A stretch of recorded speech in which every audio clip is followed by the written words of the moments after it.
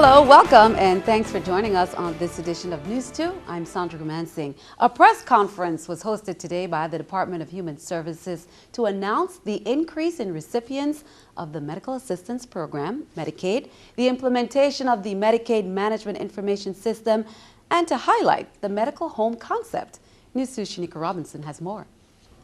Today, the Department of Human Services hosted a conference to announce several changes that would be occurring during their different programs. We're doing a major expansion of eligibility for the program that is, in our estimation, going to add over 3,000 children between 0 and 18 years of age and approximately 200 pregnant women. The Department of Human Services will provide health coverage for this previously uncovered group starting on August 1st, 2013, with special enrollment hours occurring on Saturdays throughout the month. Commissioner Finch also discussed implementation of the Medicaid Management Information System, also known as MMIS. The Management Information System that's going to do a couple of very important facets. Number one, it's going to streamline the payment process for doctors. It's also going to give the Department of Human Services unprecedented access to data on the Medicaid system. This system positions the Virgin Islands as the first among the territory to implement an MMIS, and as a result of our partnership with West Virginia, this is the first partnership in the nation for implementing this system. The commissioner also highlighted the medical home concept, which is designed to enhance coordination of care for VI Medicaid clients between their primary care physician and a medical specialist.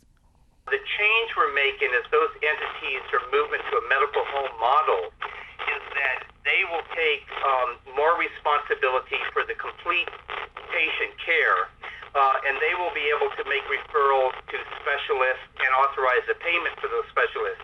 We believe that the medical homes will start to be ready on September 1. Shaniqua Robinson, News 2. And once again, the start date for the expansion of the Medicaid program is on August 1st, with special enrollment hours on Saturday throughout the month.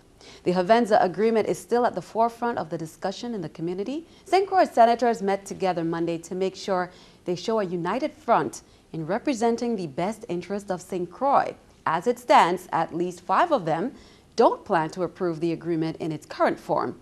News 2's Erica Parsons has more. We are calling on the 30th legislature to vote it down. We do not want an oil refinery. That's the feeling of some St. Croix residents regarding the Hovenza Fourth Amendment agreement senators are tasked with voting on August 7th. I will not be supporting it in its current form, which is before the Senate at this time. Senator Gittens hosted a meeting Monday with 5 St. Croix senators and at-large Senator Barshinger. I really don't want to speak for the other senators. However, as you may already know, Senators Nelson, O'Reilly, Hansen, and Capehart have expressed that they too are not comfortable with the language in the fourth extension agreement. Their concerns lie with the obligations of both the VI government and Hovenza, starting with Hovenza's property tax obligation reduced from $14 million to $7 million. Also with regards to Section 3C, where it speaks to the government forbearing collections of import duties and other taxes, we feel that we could be giving up millions of dollars, which this economy so desperately needs. Some residents say the government should work it out in the courtroom. Most people out here in the community are saying since they breached the contract and it might take 5 to 10 years in litigation, let we stick it out and let them know that we do not want no more refinery here.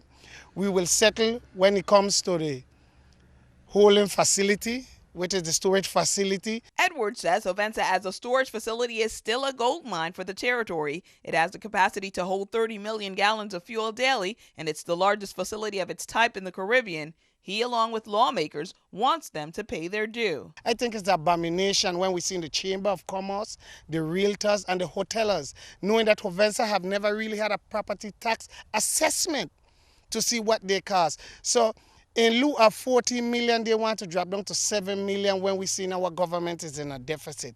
And I think it's time that they do pay their due process. What we want is the best that we could get for the people of the Virgin Islands. The fact of the matter is, contract was breached, and we're acting as if there was not a breach, and we're just giving up everything. Erica Parsons, News 2. Senator Giddens confirmed that 12 out of 15 senators met Tuesday on St. Thomas to discuss the agreement, but he deferred to Senate President Sean Michael Malone to provide details on the outcome of that meeting. What struck a man leaving a head wound? Police on St. Thomas are investigating the case that occurred on July 30th about 5:45 p.m. in the Kerwin Terrace housing community. The male victim was treated at the Schneider Regional Medical Center. He told police that he was walking in the housing community when he suddenly felt something strike him on the side of his face and above his right eye, and he did not know what struck him, and he did not see anyone in the area. The victim also sustained a laceration to his right eyelid and on the left side of his cheek. Investigations continue. Meanwhile, police on St. Croix are investigating a first-degree robbery that occurred in the vicinity of the Kings Hill Cemetery. The victim reported the incident to police about 4:30 p.m. on July 30th. She said that while she was sitting and waiting for her ride near the cemetery, a Hispanic male approached her and pointed a handgun at her. And the suspect demanded her cell phone, her handbag, which she gave him. She said the suspect was about 150 pounds and was wearing a white t-shirt and pants of an unknown color. The Criminal Investigation Bureau detectives are following up on this case. Crime and corruption has a cost, which is always paid by the law-abiding citizens of the community through higher prices and higher taxes. Reducing that cost puts money back in your pocket. That's a message from Crime Stoppers. And here's this week's Crime Stoppers report. Police say during the past 2 weeks, robberies have occurred throughout St. Croix by masked men dressed in black, carrying various types of guns. In most instances, the robbers were described as black or Hispanic and 5'4" to 6 feet in height. The robberies occurred primarily in Estate Glen, Williams Delight, and Christiansted Town. Help police identify and arrest these robbers. Now, over in St. John, sometime between July 15th and July 18th at the dock at Coral Bay, police say someone stole a Yamaha boat engine from a dinghy. The model number of the dinghy is E15CMHS. Help identify the thief and recover that engine. Plus, on St. Thomas, police need your help to identify and arrest the person or persons involved in a rash of vehicle break-ins that resulted in a substantial loss of personal items by the victims. The break-ins occurred from April 20th through April 29th, mostly between midnight and 2 a.m., from Noragata to Market Square, including near Seven Wonders, the Lutheran Church, Nyagata, Comprinsensgata, Wimaskofgata, and Veterans Drive near the Wynwood Passage Hotel. Submit information on these or any other crimes at www.crimestoppersusvi.org or by calling 1-800-222-TIPS.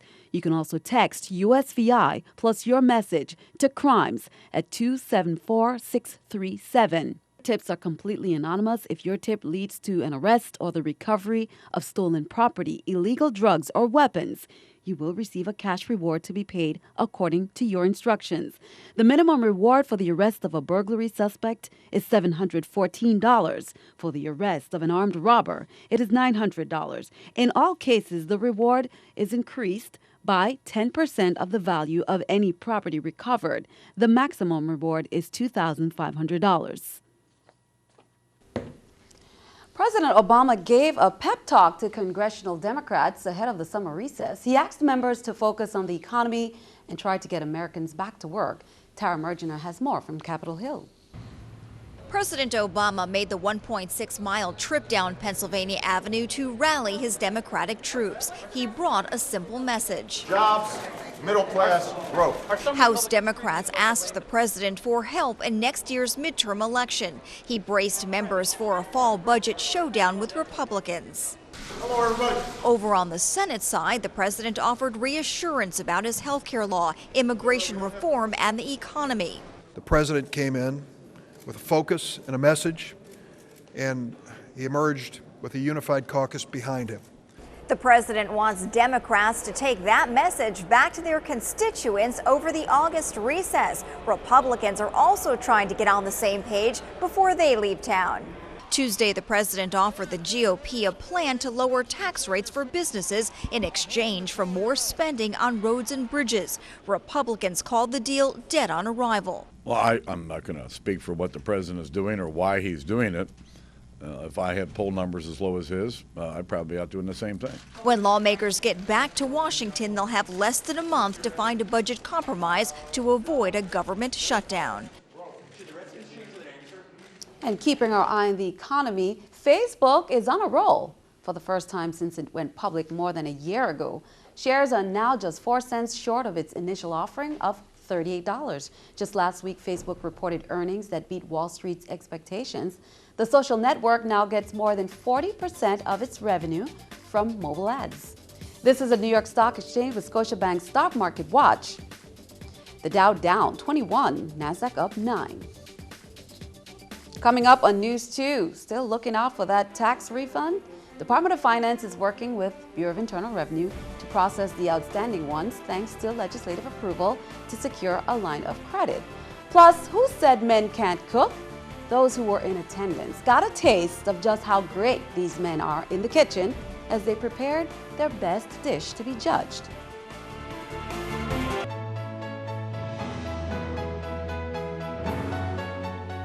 Understanding the process to economic recovery in the event of a declaration is vital to the territory's recovery. This is why VITEMA is conducting workshops on St. Croix and St. Thomas to provide government agencies and certain private nonprofit organizations with training on FEMA's Public Assistance Grant Program and the process to economic recovery. Now, the next workshop will be held from 9 a.m. to 12 on Thursday at the VITEMA's Emergency Operations Center on St. Thomas.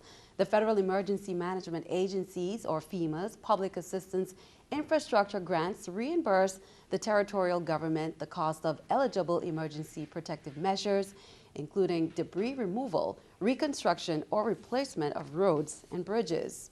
Governor John P. DeYoung Jr. has created a council to advise him and work with the government departments and agencies on implementing policies and programs that will help grow the economic base of the territory's maritime industries.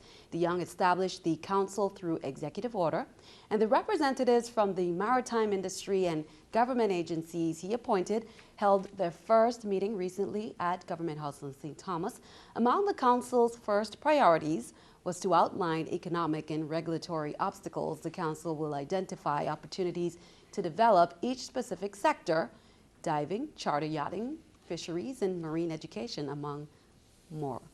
More than $30 million in income tax refunds are still pending. Finance Commissioner Angel Dawson said Tuesday that the VI government paid about $20 million in income tax refunds during the current fiscal year. That's payment to more than 6,000 taxpayers. However, according to the Bureau of Internal Revenue, there is still roughly $1.5 million in refunds pending payment for prior years. The department has also processed 2012 refunds totaling more than $32 million.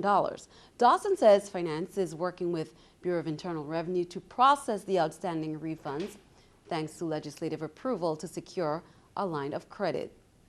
St. Thomas will receive an unexpected but welcomed visit. The Carnival Splendor cruise ship will visit St. Thomas on Thursday. The ship has been diverted to the port of Charlotte Amalie due to the impending weather system associated with Tropical Storm Dorian. Passengers on board will enjoy the sights and sounds of the island for most of the day. It will dock at the West Indian Company dock from 7 a.m. until 3:30 p.m. Well, did someone say men can't cook? Well, over the weekend, Kathleen's Bar and Restaurant hosted its first annual Big Man Cook-Off on St. Croix. This was an all-male competition that gave men the opportunity to prepare what they consider to be their best dish. The customers had the opportunity to taste all the entries and vote for that winner. It was around the bar at night, and two gentlemen started to say, "Oh, I could cook sauce better than you." Well, the other one said, "Well, I might not be able to cook sauce better than you, but I could cook a vado pork." So we said, you know what, we're going to have a competition. After the votes were tallied, the winner, Eldon Ray, spoke highly of his award-winning sauce. It's great, but it's not nothing new to me because special sauce. And anyone want to know the ingredients and how we do it, just check me. Well, stick around. Your News 2 Aki with the forecast is coming up next.